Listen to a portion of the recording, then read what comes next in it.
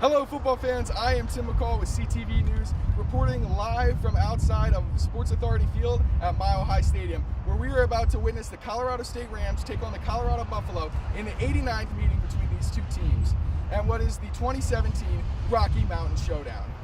Now, both of these teams, with the season being so young, are looking for momentum, and that all starts with a win today. The Rams are looking to get revenge after a 44-7 blowout loss here against the Buffalo last year. The Buffalo, on the other hand, are going to be looking to continue to take care of business and win their third straight Rocky Mountain Showdown, something that hasn't been done in this series since 2003 to 2005 when the Buffaloes did it themselves.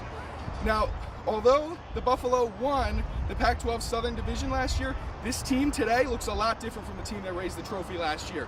For starters, quarterback Sep8, who led the Buffalo with 39 starts in his 4 years and has the all-time most passing yards in school history, is no longer with the team. Instead, redshirt sophomore quarterback Steven Montez is going to be at the helm. Now, while he did impress in his 3 starts last year, he didn't quite do enough to gain the respect of everyone in the state of Colorado, and that's what he's going to be looking to do tonight. If he can come out and play hard, he will earn the starting job for the rest of the season. In addition, the Colorado Buffalo have lost 8 of their leading 11 tacklers from last year, so that defense is going to have a completely new look, and they're going to have to work really hard to be as successful as they were last year. Now, to ease that quarterback transition for the Buffs, they're going to be giving the ball a lot to senior running back Philip Lindsay, who finished last season with over 1,200 rushing yards. He scored 17 touchdowns. He was absolutely great. He's a guy who runs downhill, runs with authority, and can break off a big run at any time. So that Colorado State defense is really going to have their hands full. They allowed 214 rushing yards per game last season, and if they play with that same mentality today, then Lindsay is going to run all over them. Now, on the other side of the ball, it all starts with Nick Stevens for the Rams. The quarterback only completed 6 of 20 passes last year at the Rocky Mountain Showdown and wound up being benched. They only scored 7 points with him behind the helm. Now, the Colorado State Rams have played one game this season. Last week, they opened up their brand new on-campus stadium with a 58-27 blowout victory over the Oregon State Beavers, and Nick Stevens answered all doubts that anybody had about him last week. He was fantastic. He threw for 334 yards and 3 touchdowns.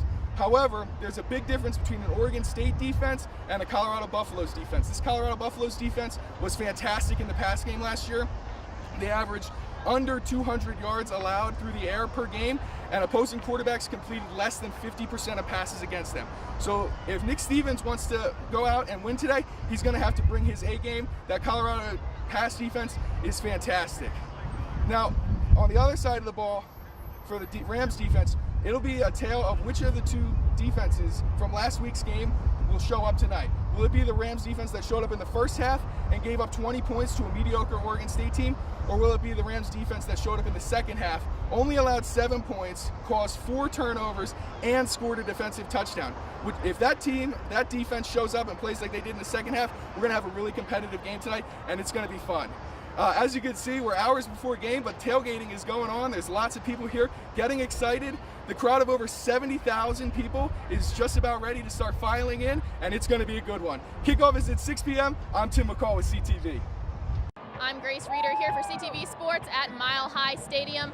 We are here for the Rocky Mountain Showdown. We're at halftime right now. CU leads CSU 17-3. The Rams started out their defense strong with 2 early sacks, but they have not been able to keep up with CU's run game. And Philip Lindsay has been running all over the Rams all night. He put on the first points on the board for CU with a 45-yard run. Once he broke through the line, there was just nobody that was going to be able to catch him on that one. CU followed that up with a field goal, and the Rams did not have any points in that first quarter. The second quarter, the Rams came out strong with their run game. We had Bodie come in. He had a good run, which was supported by an unsportsmanlike conduct by CU. However, they could not convert that to a touchdown and put 3 points on. And from there, it just seemed like a downhill slope. They did, however, have a defensive interception. So the momentum definitely shifted for CSU in that second quarter. They're going to need to put more points on the board and get the momentum going if they're going to beat CU in this game. For more sports, check out our YouTube or thecollegian.com.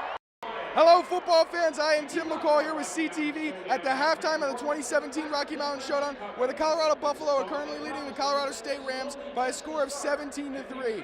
And from the beginning of this game, it has been all Colorado Buffalo. They have really been able to do whatever they want on the offensive side of the ball. Philip Lindsay, the running back, who is a senior and rushed for 1,200 yards last year, has been fantastic. He scored the first points on a 45-yard touchdown run and has been hard to stop since.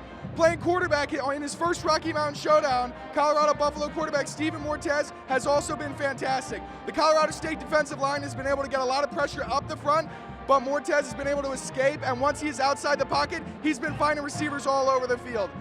Colorado State really needs to play press coverage and step up.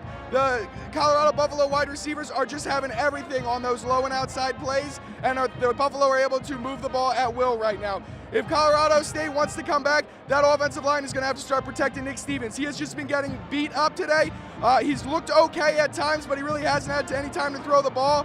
When he has had time, maybe 3 or 4 passes, he has been able to find Michael Gallup, and the offense has looked good. If that offensive line can get him moving, then the Rams are going to move the ball down the field, and Nick Stevens is going to come back with a valiant second half effort. I'm Tim McCall reporting from the sideline for CTV News. This is the halftime report. We'll see you after the game. I'm Grace Reeder for CTV Sports here at the Mile High Stadium after the Rocky Mountain Showdown where CU handed CSU a 17-3 loss. Now, the biggest player in today's game was Philip Lindsay. Like Mike Bobo said in his press conference last week, Philip Lindsay was going to be the biggest threat against the Rams today, and that proved true. Philip Lindsay put up the first points on the board for CU with a 45-yard run at the beginning of the first quarter, and that definitely did not help the Rams' momentum going into this game. He also had 19 carries and 140 yards today, so Philip Lindsay was unstoppable by CSU's defense. Now, like in last week's show, we talked about how all of the defensive backs for CU either went to the NFL or one of them also got arrested. So we were expecting a big game from Michael Gallup and Nick Stevens today to be going deep.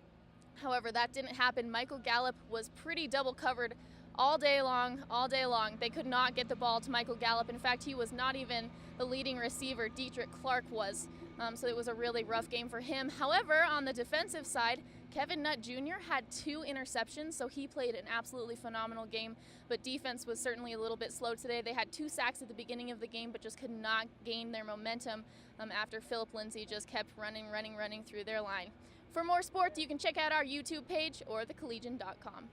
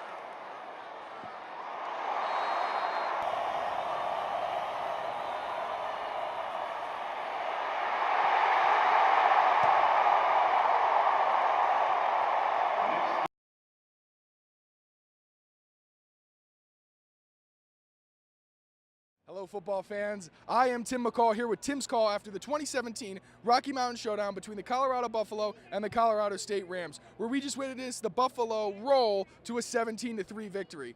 However, if you ask the fans, it wasn't all the Buffalo's fault that they won. The referees actually played a large part in today's game, helping stop the Rams whenever they got momentum. The real storyline of this game, I mean, the Rams had 9 penalties for 105 yards. Although the Buffalo also had 8 penalties for 76 yards, it didn't seem like penalties were getting called against the Buffaloes in times when it mattered. However, you can't knock on the Buffaloes. They did play great today, especially senior running back Phillip Lindsay, who carried the ball 19 times for 140 yards and a touchdown. He scored one of the touchdowns on the day. It was a 45-yard rush, and he was simply unstoppable. The Rams defense couldn't wrap him up at all. Now, on the other side of the ball, Nick Stevens started off really rough. He was getting banged up early. He couldn't complete any passes, but he wound up throwing for 309 yards on the day. The Rams were moving the ball a lot. They just couldn't get the ball into the end zone. The couple times that they did get the ball into the end zone, the play was called back on penalties. It happened at least twice tonight, really hurt the Rams and really killed any momentum that they had today. Now, you can't discredit anything that the Buffalo did today. This is the Colorado Rams offense that going into last season, if you count the games from then, they had scored over 50 points in 3 straight contests. Today, the Colorado Buffalo held them to 3 points, and that was really the story of the game. The offense for the Buffalo did enough to get by, and the defense really stole the show. It was a win for the Buffalo's defense today as they win the first game of the season. Colorado State Rams 1-1 moving forward. They have a home matchup against Abilene Christian next Saturday, where they're going to look to rebound before heading to Tuscaloosa for what's going to be a really tough matchup against Alabama. I'm Tim McCall. This has been Tim's Call. Have a great night, fans.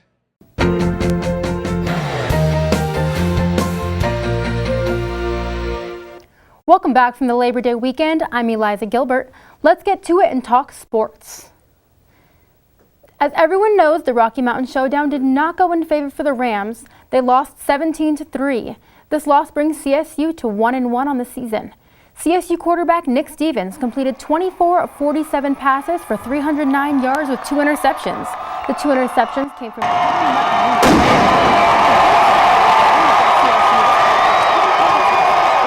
120 yards and 2 touchdowns.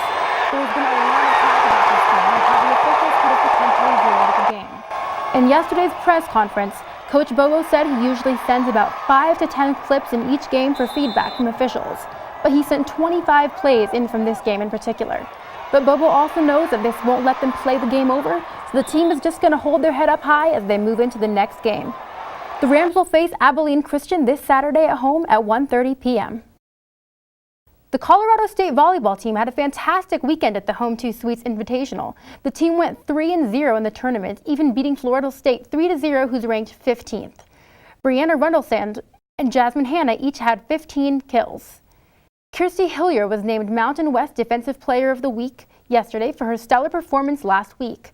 She ended the week with 20 blocks, 35 kills, and a .582 attack percentage. She even had her second double-double of the season against TCU with 108 blocks and 13 kills. The team will host the CSU tournament starting this Friday. What a weekend for the Colorado State team on Friday. On Friday, CSU took on New Mexico State and won 5-1. A big portion of this win came from freshman Allie Murphy-Paletto, as she had the first hat trick in program history. This huge accomplishment awarded Allie as the Mountain West Soccer Offensive Player of the Week. She not only had the first hat trick in program history, she also earned the first Mountain West honor. Alex Lanning and Mackenzie Taylor account for the other 2 goals. On Sunday, the team took on New Hampshire and fell 2-1. Hallie Havlicek was able to earn her first career goal. Up next, the soccer team will travel to SIU Edwardsville this Friday. The Colorado State cross-country team kicked off their season last week. The men's team came in ranked 18th. This is the second highest preseason ranking the team has ever had. The men's team has also been chosen to win the 2017 Mountain West title by head coaches at the CSU duels this weekend. Darby Gilfigan came into first place in the women's 5K with a time of 17 minutes and 35 seconds. Trent Powell also placed second in the men's 5K with a time of 14 minutes and 52 seconds. The team has a little bit of a break before September 23rd when they take place in the Roy Griak Invitational. For more sports updates, follow the CTV 11 YouTube page. Be sure to stick around for entertainment with Kiara Coles.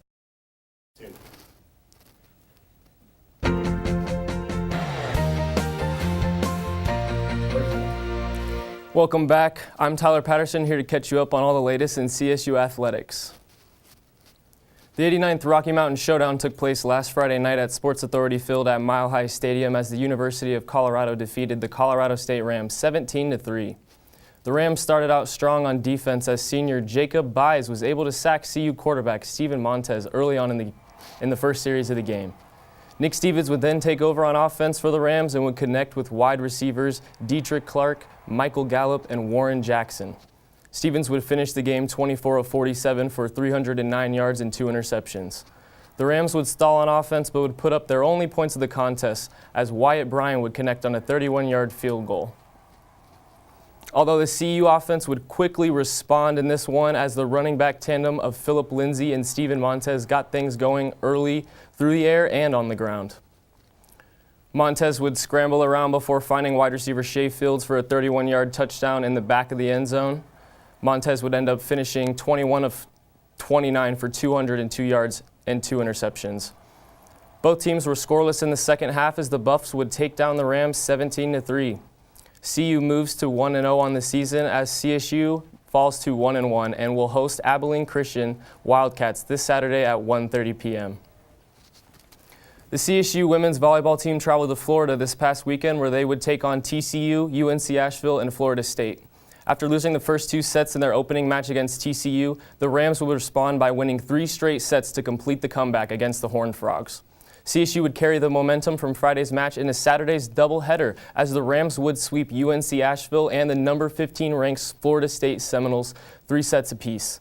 CSU returns to Moby as they host a tournament tomorrow to take on Ball State at 12 p.m. and the number 16th ranked Michigan Wolverines at 6 p.m. Your CSU women's soccer team played 2 games at home this weekend against New Mexico State and New Hampshire University. The Rams would rout New Mexico State 5-1 on Friday, but couldn't repeat that success against New Hampshire on Sunday. Let's see some highlights. After a scoreless first half, we skip ahead to the 55th minute where UNH puts together a string of passes that would eventually lead to a goal here by Brooke Murphy in the 55th minute. CSU, there's nothing they could do about that one, but they would respond in the 74th minute as forward Haley Havlicek would score her own goal on a misplaced corner kick here for the Rams. Right place and right time for Haley Havlicek as she put that goal in. Unfortunately, the Rams would let New Hampshire score just 1 minute later as the New Hampshire Wildcats work the ball here into middle to Kaylin Williams. And she would end up finishing that goal there just inside the 18. That would put the Wildcats up 2-1 in the 75th minute. The Rams weren't able to erase the deficit and would lose 2-1. They travel to Edwardsville, Illinois, where they will take on SIU tomorrow at 6 p.m. That's all I have for sports tonight. Make sure to head to thecollegian.com or CTV's Channel 11 YouTube and to stay up to date on all CSU athletics. I'm Tyler Patterson. Up next is Ryan Chris with entertainment.